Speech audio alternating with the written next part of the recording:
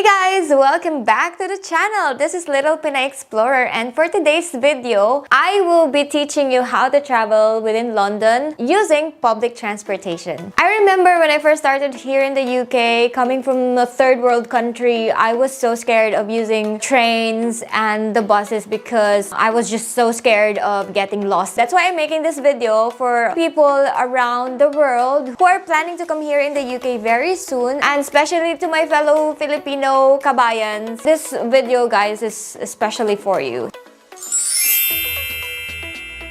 There are three different kinds of trains that you should know about. So the first one is the Underground Railway, also known as the Tube. It's the most basic one and covers the inner part of London. The second one is the Overground, which covers London boroughs, including outskirts of London. And the third is the National Railway, which starts from London going to outside of London and just everywhere around the UK. Take note of these icons because knowing the color and the icon will also help you get into the right platform when you are already inside the train station.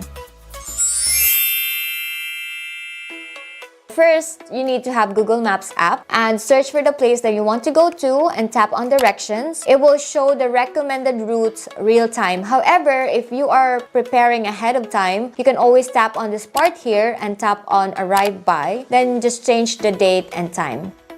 Every tube line has its own specific colors and it shows in the app and the signages inside the stations too. For example, Victoria Line is blue, Northern Line is black, and so on. One thing to remember is that the train station could have one or more different lines, so it's important to look at the signages directing you where to go for your specific journey. It's also important to look at these guides here inside the train stations to make sure that you are in the right platform. The app will show you these icons for you to know if you need to go to the Tube or to the Overground or the National Rail. Some big stations such as Euston, they have all these three railways operating in there. So that's why it's important to know the icons, because when you're inside already, you know where to go. There's mostly no phone signal inside the Tube, so I suggest to take screenshots of your Google Map directions before getting in. The good thing about using the Tube is that there's always a new train coming in every few minutes. But this is only applicable with the Tube. It's different with the Overground and National Rail because they have a longer duration before the next train arrives. For both of these trains, you have to check the platform number showing on the app here, but please don't rely too much on that. Sometimes it's not updated, so you have to look at the bigger picture, and by that I mean this bigger screen on every train station. Also, it's very important to take note of the time here in the app because that will tell you which platform to go to. Some trains have the same time, for example this,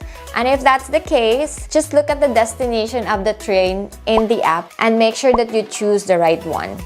When you are in a connecting Overground or National Rail train, it's important to take note of the time showing on the app because you will have to follow that time. And that's because several different Overground and National trains could use the same platform. I got lost before, went into different destination because I didn't check the time and just went in. It's the same platform. I thought it will be the same destination, but no, it's not. That's why it's important to stick with the correct time. When taking the bus, you can always look at the bus stop letters on the app and make sure that you are waiting in the right bus stop by checking the sign right here in the photo. Every bus has its specific bus number and you have to get into the bus with the same number that the app is telling you. When inside the bus, there will be a little screen showing you what's the next stop so you can keep track and know when to press the stop button. Not all buses has this feature, and if that's the case, you can always see where you are on the Google Map app. If in case the app crashes and goes back to homepage, you can always tap on this option to change the time and location from the time that you started your journey. And then it will show you the exact location that the bus is currently in.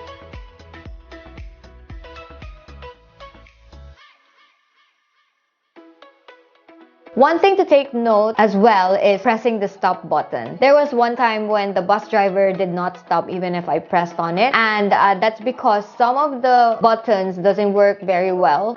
One thing to know that you pressed it very well is by making sure that this bus stopping sign in red light is activated, and it's always at the front of the bus. In some of your journeys, you will need to walk from the bus stop or train station to your actual destination. And there were a lot of times before that I got lost because the app gave me the wrong arrow, especially when I was using my Android phone before. So the trick here is before you start your walking path, make sure that you calibrate the compass of your app, and then it will show you the accurate arrow to follow. Fortunately for Apple users, you don't have to do this because Apple seems to have this automatic calibration every time. The travel charge is based on the London fare zones, which are divided into 9 zones. Zone 1 to 4 covers the inner London, 5 to 6 for outer London, and 7 to 9 for outside London. A single tube ride can charge you from £1.50 to £3.30 depending on the zone. However, they have this system called daily capping, which means that no matter how much you use the train for that day, as long as you are traveling only within zone 1 to 9, the charge will not go over its daily cap, which is this one here if traveling off-peak, and this one if you traveled at peak time. Peak time is from Monday to Friday from 6:30 to 9:30 and 4 p.m. to 7 p.m. You can pay for your train ride by tapping in your contactless credit or debit card or your Oyster card on a yellow card reader. Regardless of what you're using, it will still charge you the same amount. However, if you buy a single ticket in the train station using cash, it might be more expensive. So that's why using the pay-as-you-go contactless cards or Oyster is better. Just make sure that you tap out when you leave the train station, because that's the way that the system will know which zone you went to, and they will charge you the right amount at the end of the day. And that's why it's important to use only one card for your whole journey, because if you use one card to tap in and a different card to tap out, you will be charged the maximum amount for both of your cards.